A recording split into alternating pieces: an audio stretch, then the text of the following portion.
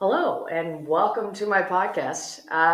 It's been a while actually since I released an episode, but since we're kind of a month out from Groove Cruise and Groove Cruise 26 is almost sold out already, I figured I'd talk to the man, the legend, Skeeter, who makes a lot of shit happen for us Groove Cruisers. So, welcome to the podcast. Thank you for having me. I'm excited to be here. Yeah, so a few years during the pandemic, Jason came on the podcast and talked about Groove Cruise and What Trouble and What Foundation, which was great. So for those who don't know, Jason started all of this.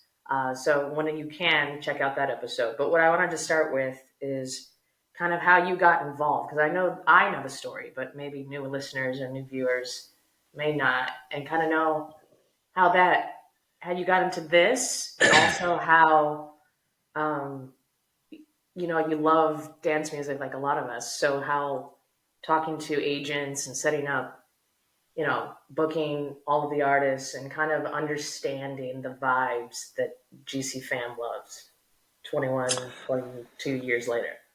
Yeah, the story goes back as a tale of old time. I started kind of just doing promoting and working in the nightlife scene when I was in college. Used my fraternity kind of as the best marketing tool possible. So started doing events locally, and then kind of moved my way to like Fort Lauderdale, Miami, West Palm, Boca Raton is where I went to school. I went to school at FAU. Went to school for finance, management, a little bit of criminal justice, did a little bit of everything. Kind of wanted to be on the Van Wilder plan, stay in college as long as possible, and party and not graduate and have a adult life. And unfortunately, eventually I had to. So I graduated. I went into selling investments, annuities, and absolutely hated life. And a friend of mine from college, we basically quit selling insurance, investments, and annuities and created kind of like a college reality TV channel with friends of ours, and learned how not to spend money and just be really frivolous with it. And it was a lot of fun.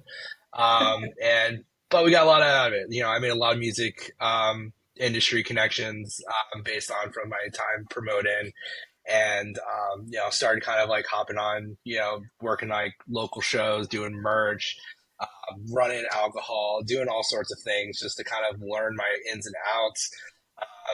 Eventually ran into a couple music festivals, got involved with that from everything from like back of house to front of house, marketing, talent buy-in, artist relations, transportation, you name it, I did it. I wanted to learn every aspect of the industry.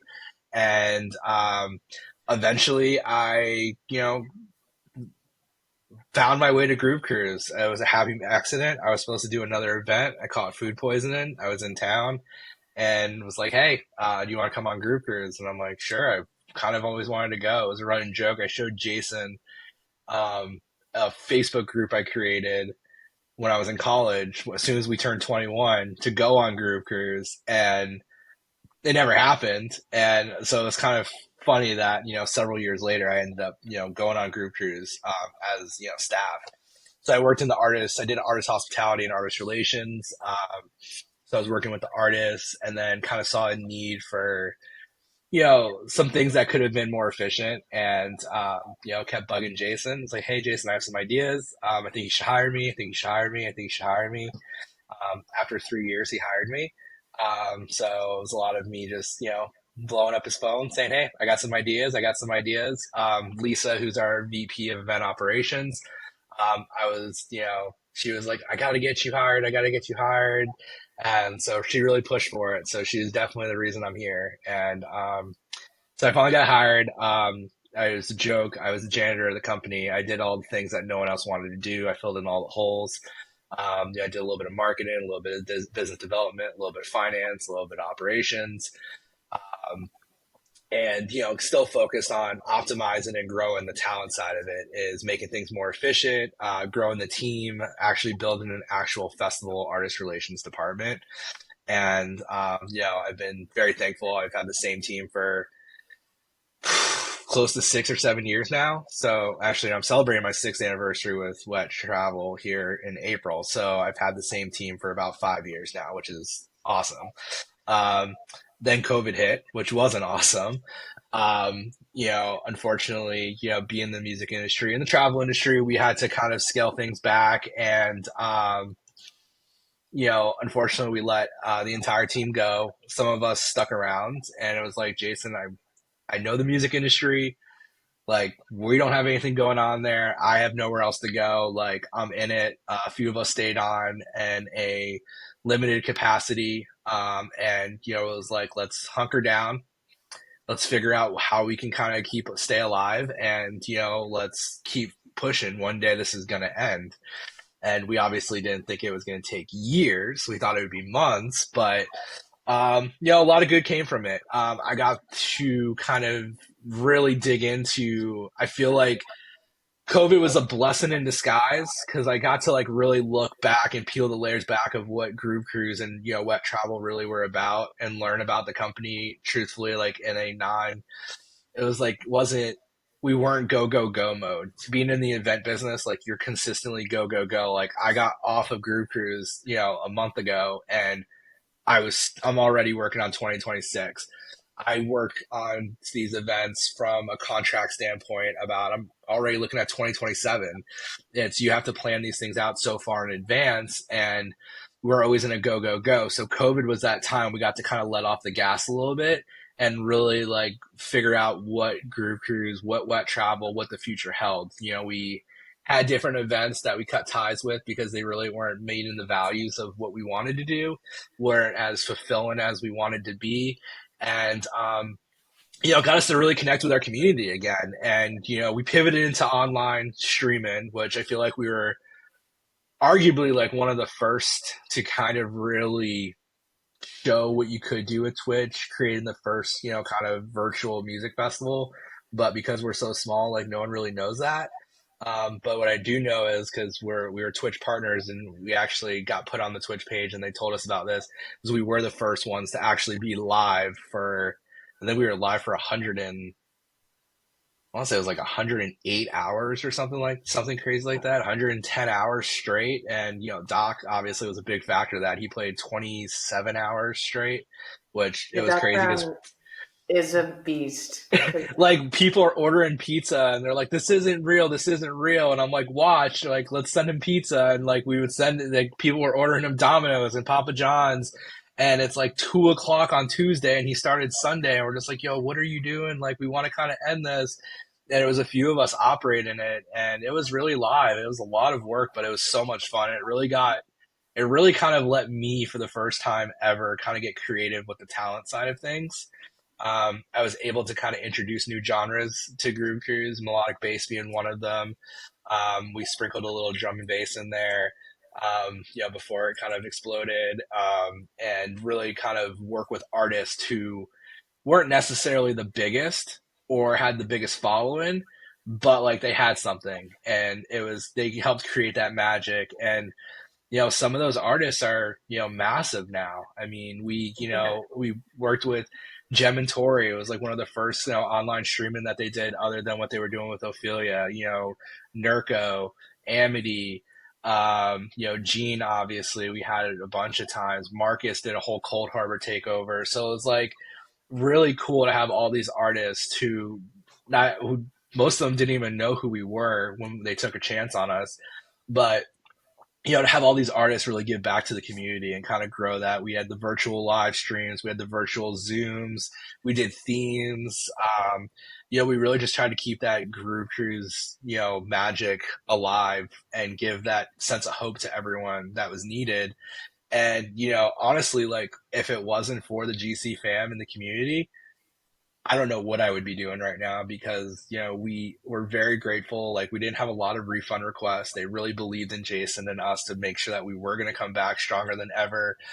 And, I feel like we have, and that's why we've tried to keep pricing as low as it has been and not raise our prices because you guys were there when we needed you. And, we want to do as much as we can to give back to you as much as we can. And, it really means a lot to us. And, we're very thankful because we are where we are because of the GC fam. Um, So yeah, that's pretty much the kind of start of everything. And I've been in this position for now going on 5 years. It's kind of making me throw up a little bit thinking that, but it's great because so what my current role is, I'm the managing director. I do everything from finance, marketing, business development. I'm one of our talent buyers. I do all the programming on the ship on the music side. Maylee does all the programming on the activation side. Collectively, we have to kind of put this giant puzzle Disney piece together. together. So it's like three of us. So Jace is the other one, and we're kind of putting this massive puzzle piece together. So Jace will move something, and then I have to move 10 things, and I move something. Maylee has to move 5 things, and then Jace has to move 3 things because of that. And it just becomes this giant puzzle piece that takes us about 9 months to kind of really put together. Um, which is hard because you're also booking the lineup while you're programming the event, and things change. They'll change a million times from now until then. I can tell you that I'm, almost done with everything, but it'll change again. Um, but yeah, that's kind of the origin story, if you will. So that puts it that I've gone on the last 5 Miami Groove Cruises in a row. That Mm-hmm. includes 21. It would have been 20. It would have been six prior, but we had Would to have been cancel 21, one. yeah. Yeah. So I've been going as long as you've been in your Yeah, so role. I would say so my first ship that I, was able to kind of help pick, contract, kind of all from start to finish would have been Orlando 22, which was the first cruise back from COVID. Um, And that was my second one because yeah, I went to the my first was the one right before the world shut down in 2020, which is kind of which was Above and Beyond in Costa yeah, Maya.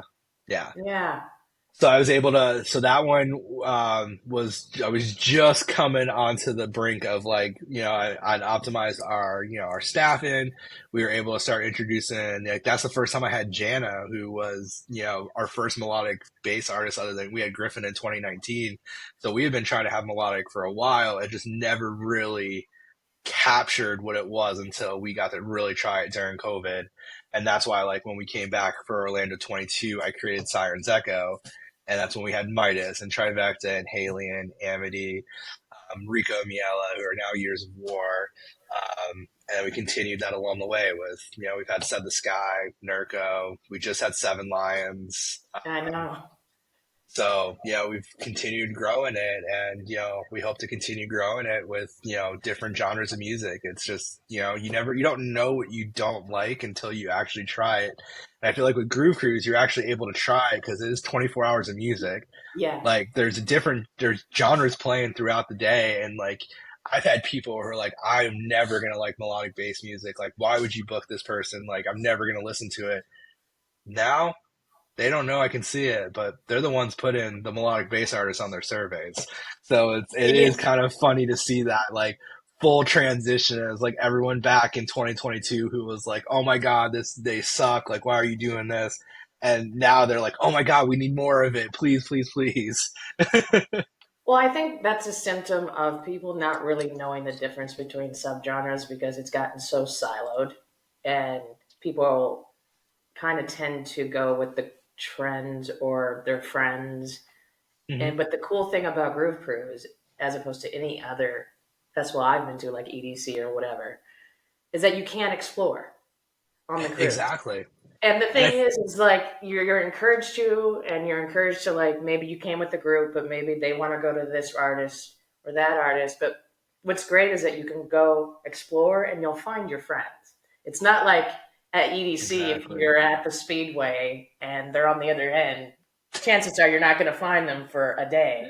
You do a side quest at EDC, you're definitely not finding your friends for. I've lost friends for days, but a side quest on Groove Cruise to the buffet or to your room to catch a quick 30-minute nap, like you're gonna find them again. And I feel like that's also really the cool thing about it is that everyone in the GC fam is so open minded and don't really realize that like they could be the biggest you know like you can go into it thinking like this headliner is who Groove Cruise needs to book. for example, and then you go and listen to, someone who sounds similar to it, but is in the crowd, having fun with you, grabbing a slice of pizza. And like now all of a sudden they become one of your favorite artists. And that's kind of like where I feel like where we kind of differ a little bit is like we take the chances on the, lesser known, smaller artists who are just coming up or might just be starting a tour. And, we give them that platform. There's not many artists or events that will allow an artist to play a main stage at a peak time. And that's why I feel like a lot of artists don't really get discovered is because they're playing at 2 p.m. or 3 p.m. Yeah. like when no When one's at nobody's the there. event. And Yeah. that's why I feel like Groove Cruise gives that opportunity to a lot of people, and we see that in the surveys as we see like a lot of our resident DJs that do really well in the surveys comparatively to some of the bigger artists, and it's because like they're playing peak times. There's really no downtime on Group Cruise. Like it's No. 24/7. But like we give them different opportunities to play at different stages. I try to make sure that every artist plays at a different area throughout the course of the 4 days. They get to play like different sets. They get to experiment with new sounds. Maybe they have a work in progress that, they want to try out. It's just a really cool experience that like I'm so grateful that I'm a part Yeah, I'm hooked, and I'm as an ambassador. I've been an ambassador of. for years now. It, and next year. What's funny is that next year I'm bringing a whole group of virgins for 2026. So the thing is that's what I tell people is that I know there's a lot of festivals and I know there's a lot of other events you can go to, but the cool thing is the ability to discover music, to meet people you wouldn't think to meet. Like Mhm. on Groove Cruise, nobody goes with the idea of like everybody just leaves the world behind and all the Mhm. BS, and everybody just goes to have a good time for 4 days, get to know artists. That's the cool thing about what you and Maylee do in the artist activations too, because a lot of people I know wouldn't normally think about having dinner with a Marcus Schultz or playing beer Mhm. pong with somebody else or whatever the activity may be. Or the fact that like you had what 200 people come to your beer tasting event this Yeah. year, Skeeter's Juice, which is blown up. So Yeah, that's crazy. Ready for national distribution already. yeah, just 2 years. And I just also the collaborations of people just having conversations and whatever downtime they take. Maybe they see them in the buffet or wherever, and people are either meeting people and then all the weddings and celebrations that happen, and Yeah, it's people Jason and I collaborate had. business wise. There's all kinds of like positivity that just organically happens on Group Cruise. Yeah, Jason and I actually had this exact conversation today, actually a few hours ago, and it was like we were talking about how like, we're still kind of labeled a music festival, but it's so much more than that. It's actually like what our tagline is a transformational journey because it's so much more than the music. Like there's so many different elements to it. Like, yeah, great. We have music 24/7. That's awesome. But we also have 100 different artist activations. We have panels. We have mental health panels. We have a celebration of life.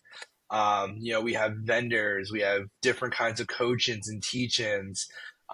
Breath work, intention setting, like all that stuff. There's just so much more that is more than just a music festival.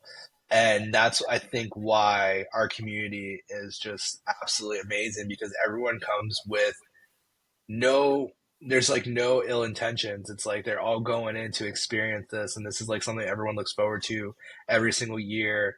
And it's just excited to be there. It's one giant family reunion that is getting bigger.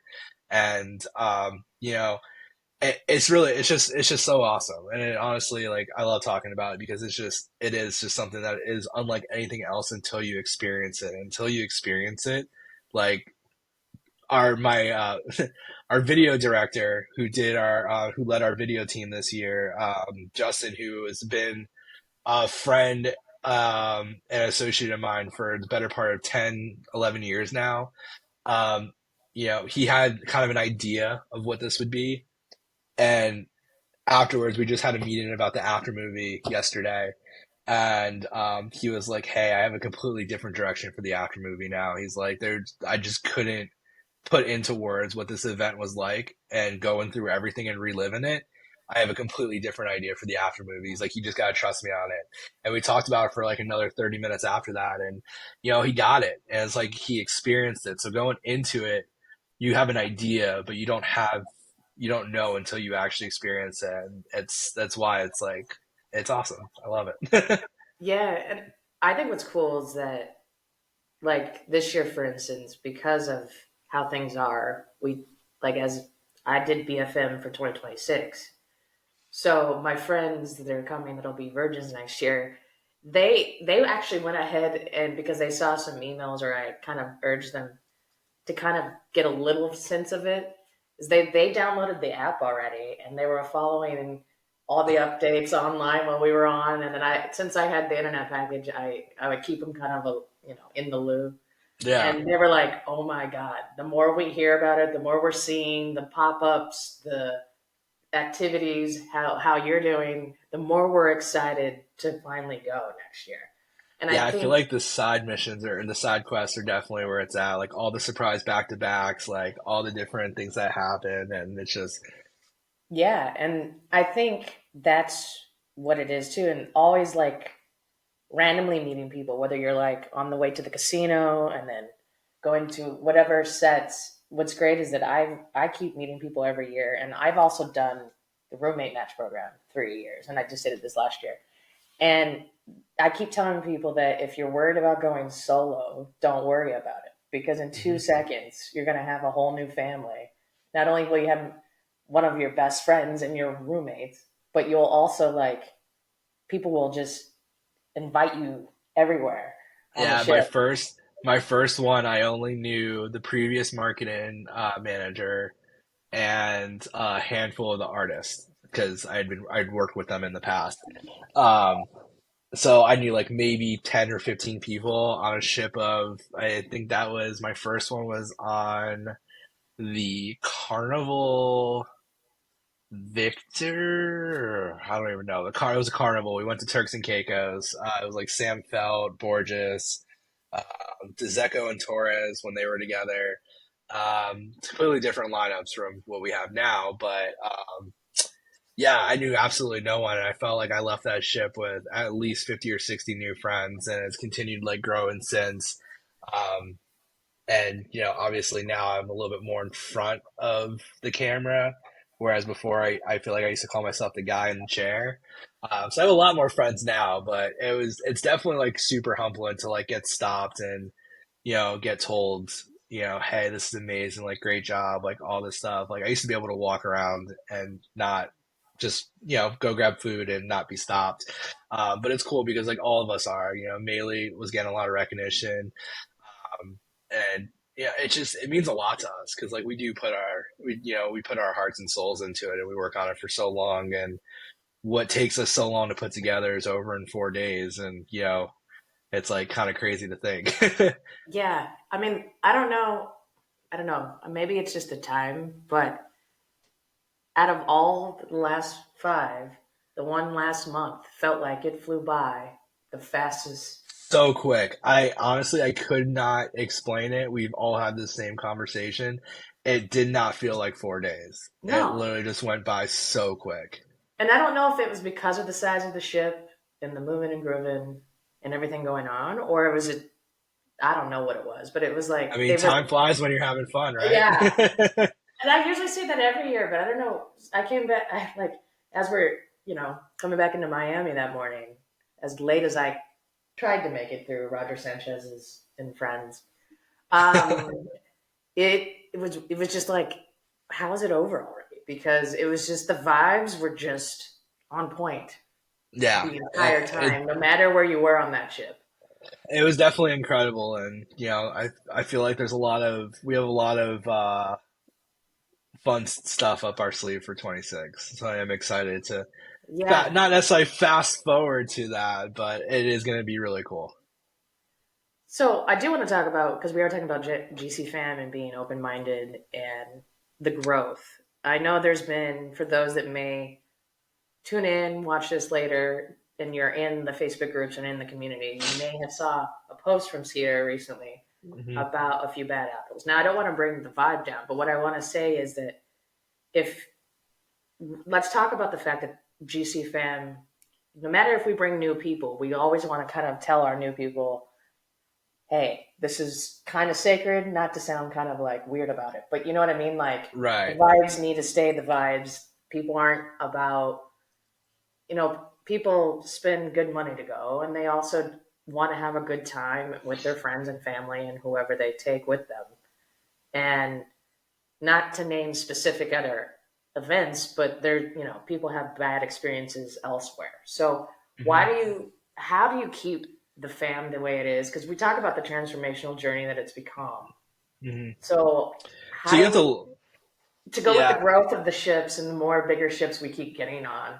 I think that's a little bit of a concern for a lot of people that have been maybe going for 21 years because, or our mini group cruises, because that's really what keeps people going back and back. I mean, obviously, artists are a job, but it's the camaraderie that we have.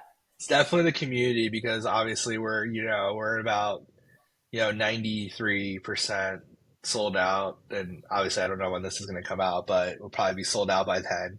But that's before the destination's even announced. We haven't announced the destination. I had this kind of, Jason and I were kind of spitballing this really weird idea that everyone was against on the team, and they kind of came around to it. But we wanted to do this destination unknown type feel.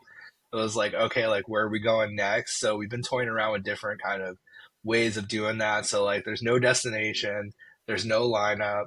This is the biggest ship in the world by staterooms. It's about 200 more rooms than, the Allure. But in terms of like the bad apples, so with any kind of like growth, like you're always gonna kind of experience that. So, you're talking like almost a 250% growth from, 2019 to present, when you go from like 2,000 passenger ships to close to 7,000 passenger ships, you're gonna have, unfortunately, a few bad apples. Like the GC fam has rapidly grown, and I don't want to take away from, I didn't like seeing that, like, oh, the virgins did this, the virgins did that. Well, like, it's a class. Like, they are all first timers. We are going to get, new classes every time. But the majority of the virgins or first timers are also friends or family of the GC fam. Like, we do have that small percentage, and I'm talking like a 1%, maybe 2%. So you're talking like maybe 100 people, if that. There is nowhere else when you look at that kind of scale to where like one, you're not even talking like one in out of every one. It's like a 0.001 to one ratio of like a bad apple to an actual good person. It's not like your bags are getting slit and, things are being stolen from your pocket. You're not having to worry about the walk back to your car because it's in a sketchy area. You're not worried about parking in the wrong place because like a guy had a sign in front of his house said you could park there and then he doesn't even live at that house and your car gets towed. Um, so I feel like there's a lot of, you know, in the grand scheme of things, I didn't want to like point out any certain people, but at the same time, I want it to be known to everyone that is kind of reading that message is that we put community over profit. And that's something that we stand upon. I would rather sail with 50% of amazing people than have a full ship at that point. It's like the community is what's most important to us. And we did band. We found them. We researched, we found them. Like we used pictures. Um, we talked around. We asked the Facebook groups to help us. We asked the GC fam to help identify these people, and we found them. And we banned them, and they will no longer be able to come on the event. And we'll do that if we see something. That's why we say, like on the ship, if you say something, say something. See something, say something. Don't wait until afterwards, because then I have to go and put my detective shoes on and go and find these people. Whereas on the ship, like we can go and handle it right then and there. And if it is something that we need to ban them for, we'll put them into the brig, and that's a real place. The brig is real. Yeah, Um, most people or don't they'll believe get that, but it's true. It's true, and if that's filled, they'll quarantine them to their room, and we'll ban them, and they'll be escorted off the ship, or we'll take kick them off in the port. Like we don't tolerate that, and I've had staff have been there where they just don't fit the vibes or the culture, and like we'll take care of it. And that's why it's important to us, like handle it on the ship because that's when we have them, and that's when we can handle it the most. Once they're off the ship we have to go and search and find them and figure it out, and eventually we'll find them. It just takes a while. But yeah, so I'm not too worried about it. This is the kind of the biggest ship at this point. It's an amazing ship. We actually get to go see it next month, so I'm super excited about that. Um, but yeah, the vibes are good. And that's the good thing about selling out before the lineup's out is you're actually getting people that want to come to the event for the event. Um, and maybe the 50 to 100 rooms we might sell after the lineup comes out that go sold out might be those new people that want to come because of the lineup. But yeah, it's something we take very seriously, and we're actively making sure that we preserve that camaraderie um, for the GC fam, and we can always go back to smaller ships. It's just if it becomes too big of an issue, we'll go back. I mean, I'm not complaining. I had a great time, but I just want No, to put it out there, it's because it could unfortunately happen to anybody, but also at the same time, it's highly unlikely on Groove Cruise. For those that don't know who haven't been on Groove Cruise, if you lose something, more than likely it'll be back at your room with guest services before you realize you've lost it. Like a phone, my parts of your laptop. costumes from the themes. I literally have left. I used this Yeah, reference and I did it again this year, and I can't believe I did it again this year. 2024, I left my laptop in the middle of the atrium, open, like, and it was still there when I got back. This year, I literally left my cell phone, my ship phone, my radio, and my laptop in the buffet. So I sat down to eat real quick, and then I got a call, and I don't know why I left everything. Anyways, it was turned into guest services, and I got called right away. They're like, "Hey, we found all your stuff. It's at guest services." So you're talking, brand new MacBook Pro, like one of the $4,000 ones, and I was like, "Oh my god, I lost it."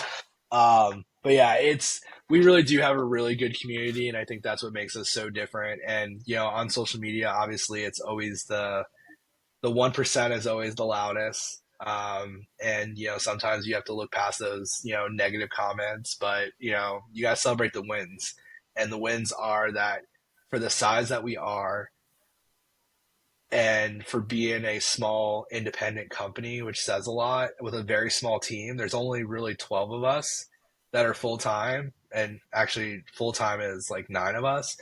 Um, Compared to like other companies that do this that have hundreds of employees full time. um, we're definitely about the family vibes, and we want to make sure that we keep that alive, and we'll do whatever it takes in our power to make sure that we keep that. so I do want to touch on it a little bit because people keep asking about it, and I know you talked about it on the State of the Ocean, you or Jason, recently. Maybe you mentioned it. I don't know, but the idea of doing bringing back the West Coast is that because I know it's been an issue about cruise lines, ships, Mm-hmm. destinations on the West Coast.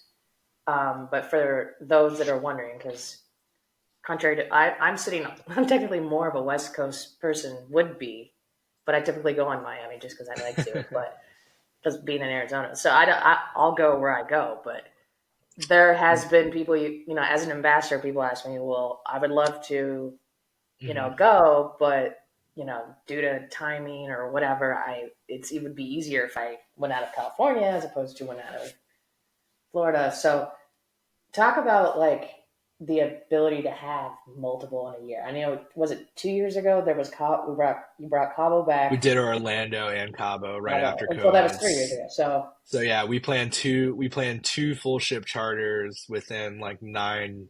That wasn't even 9 months apart. Oh yeah, they were about 9 months, 9.5 months apart. But yeah, it was definitely a lot. I mean, we're always looking. There's always the option.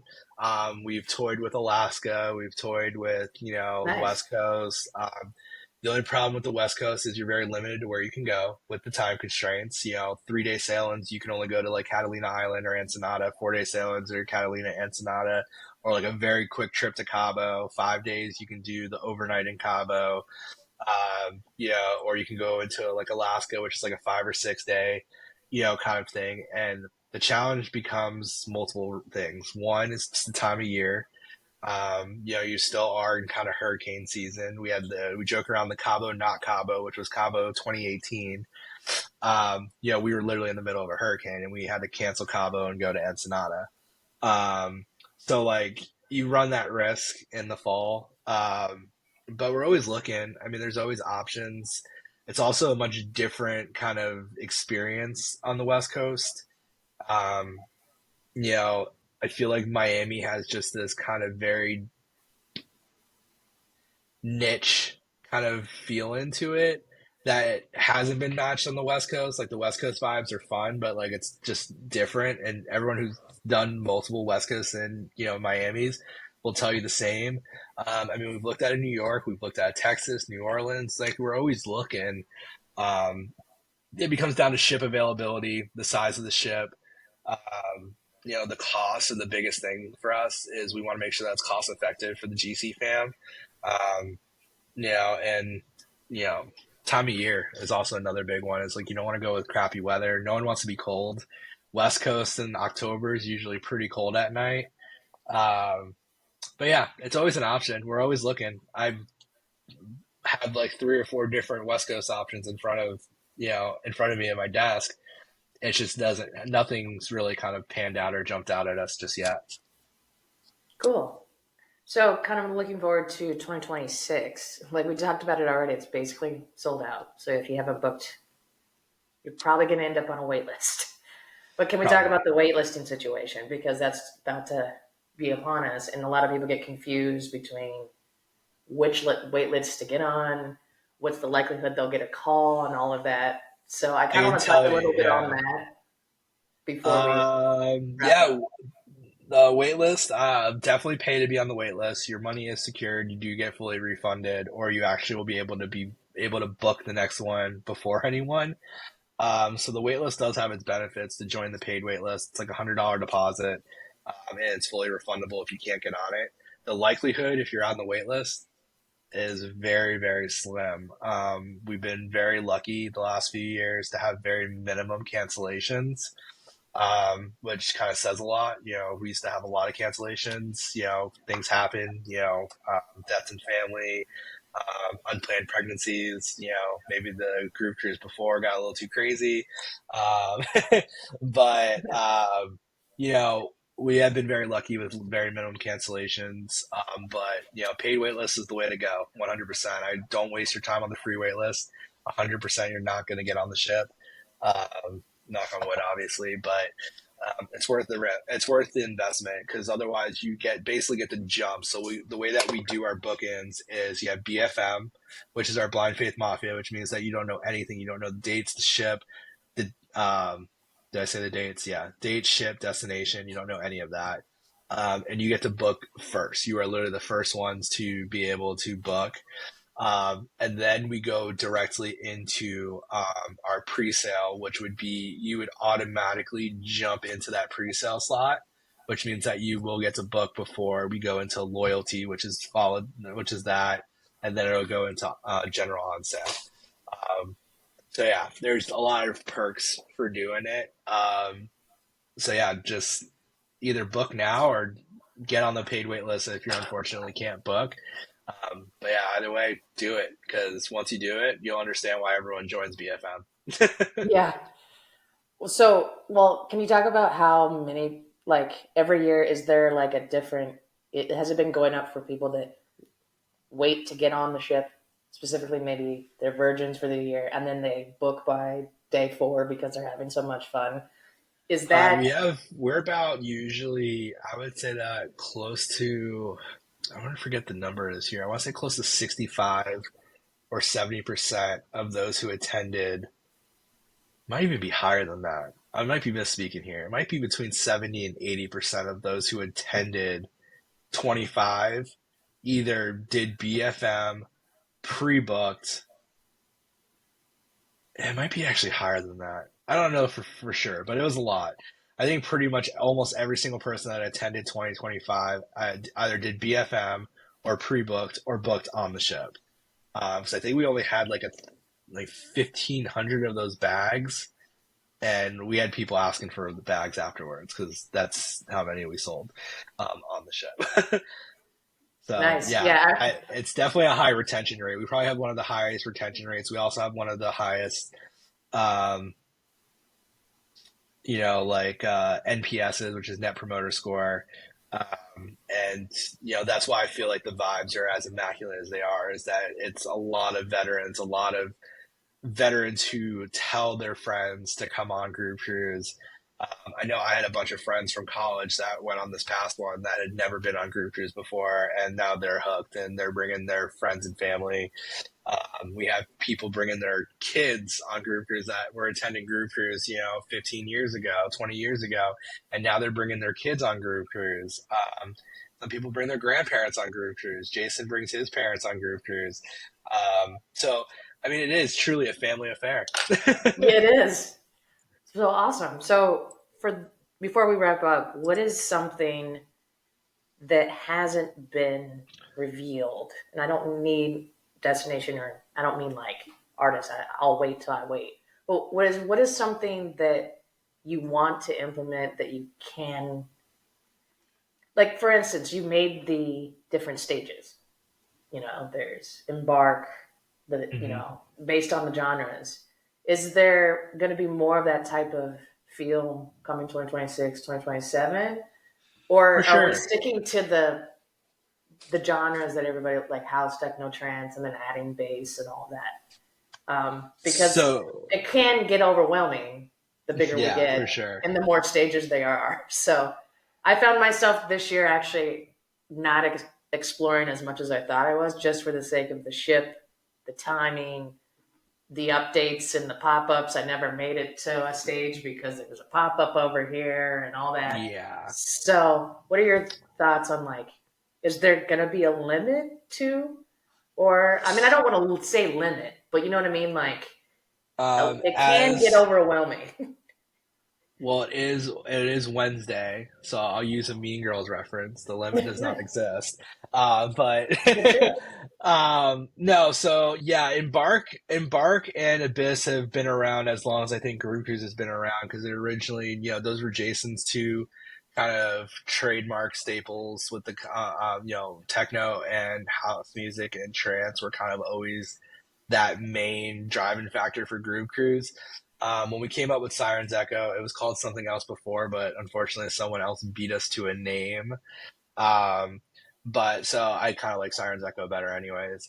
Um, but yeah, Sirens Echo was kind of created during COVID. It was a brainchild that, I had been toying around with for a while because melodic bass, for the most part, got a bad rap because of the bass music part of it and dubstep, and could have its negative kind of factors to it. But for the most part, melodic bass music was at that time like just trance music with a fatter bass line. And it was beautiful music, and it was energetic, and it just fit on Groove Cruise. And that's why like I call them the Sirens, three trifecta, Amity and Midas. They kind of really put their trust into us to kind of build, that brand. And they're definitely like the pioneers that helped, us grow it to what it is. And like we were, blessed enough to have Set the Sky. We had Blank. Like I said, we had Seven Lines this past year. I've never fathomed that like Sirens Echo would have grown to what it has been, especially with a predominantly heavy techno house and trance ship. And from that brainchild came a new one, which was the Taking Back Emo, which is something that I personally love. It's my favorite party and has become one of the biggest parties on Groove Cruise as well. um, and that might grow into its own event one day too. So, introducing new brands isn't always bad. It definitely helps people identify, what genre of music or like what stage to go to.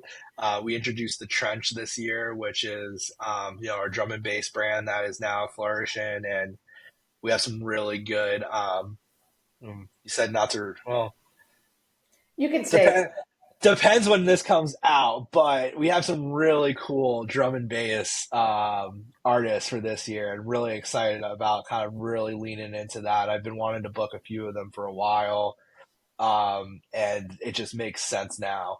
But yeah, I think I don't. Do I think that Siren's Echo will ever get really bassy? Probably not. Like I'm not going to book very heavy dubstep or rhythm or anything like that. That just doesn't really belong on the ship. And I've been very kind of blunt about that in the like the Facebook groups and the attendee groups. That that's not the ship. This isn't the ship for that. So if they want that kind of genre, they there's other products out there. I definitely want to keep, our sole thing with the lineup is to make sure that we're booking people that are going to bring like-minded individuals, but also people that are going to enhance the experience. Because this is as much as a transformational journey for the artists as the captains and the staff. And we want to make sure that we're booking accordingly to that, and we're staying true to our values. And again, it's not about who's selling tickets; it's about who is going to be eating pizza with you at 3 a.m. Who's literally going to go take over your room because you're playing the CDJs and they heard you playing. Who's going to literally take over the morning announcements for Jason and kind of lean into it and have fun with it. yeah. Um, it's all about the experience at the end of the day, and we're not going to have the biggest lineup. We're not going to have the biggest stages or production because that's not us. Like we're not flashy. We're a very small company at the end of the day. Like, we're not publicly traded. We're just these little guys that just want to throw really cool experiences and really provide a lot of value to our, end users, which is the GCFAM, the captains. And, we're always open to do new things. Everything that we do is based on your guys' surveys. You guys give us the ideas and we turn your visions into reality. And that's kind of like why I think it's the way it is because it's an event built by fans. It's we build everything off of the community, and I think Jason's done an incredible job leading us this far, and really excited what the future holds for all of us because we're we're here and we're growing, and we didn't think we'd have many years left after COVID or even during COVID, and now we're here and things are returning back, and we're just ready to have some fun and show you guys some new experiences. So yeah, nothing's off the table. There's always surprises. Cool. I'm excited. So we did mention it, and I did want to put a plug in for you. So you mentioned, so for those that don't know, Skeeter's Juice is a beer. uh, and it's a fun take on things, and people have made a lot of puns and jokes. And No, there was an extra apostrophe and then an extra apostrophe s added by mistake, and now it's become a thing. It was Skeeter Juice, and Bailey decided to add an apostrophe s to it, and now it became a thing. okay, so like I know people, you have a tasting, like we talked about a lot as one of the Mm-hmm. activations this year, and a lot of people showed up because there's a pub. Well, one of the mini bars is a pub on that class of ship. So how do people get it when they're not on the ship? You said that. They don't. They gotta come on Groove Cruise. There you go. All Gotta come right. on Groove Cruise. It's a once a year limited batch that one of our sponsors does for us, and we get to pick the flavor profile and test many different types of beer, which is a very hard job to do, Yeah. and yeah, I think this one was really good. So last year, 2024, I kind of went really heavy. I did like more of an imperial juicy IPA, which was like 9%. Um, and apparently it killed a lot of people, metaphorically, not literally. No, just And this last one, I went with a little bit more of a lighter, little bit lighter, hazier IPA. So it was about six. It was 6.9%. Not intentionally, but just that's where it worked out to be. It was 6.9%. There you go. So yeah, and it was a lighter, hazier beer, and it went really well. I think we had 11 kegs on 2024 and 20 kegs on 2025. So next year, I think we'll have to go to 30 kegs. Yep, you heard it here first. All right. Well, everybody probably already follows Groove Cruise on all the socials, but is there any specific other than everybody staying in touch with Groove Cruise where people can find you on social media and elsewhere? Yeah, Skeeter Pan official, underscore official. And I think as soon as you type in Skeeter, there's not really many Skeeters on Instagram, but yeah, Skeeter Pan underscore official. That's where you can find me. Sweet. Well, thank you, Skeeter, for joining me on this episode, Thank and you, Brooke, for everybody. having me. This was fun. Awesome, and everybody else who tunes in, definitely check out all the awesome footage when that gets released from 2025. We talked about after movies and stuff, and book 2026 if you haven't at this point. Absolutely. Do it right now. Alrighty. Thanks, everybody.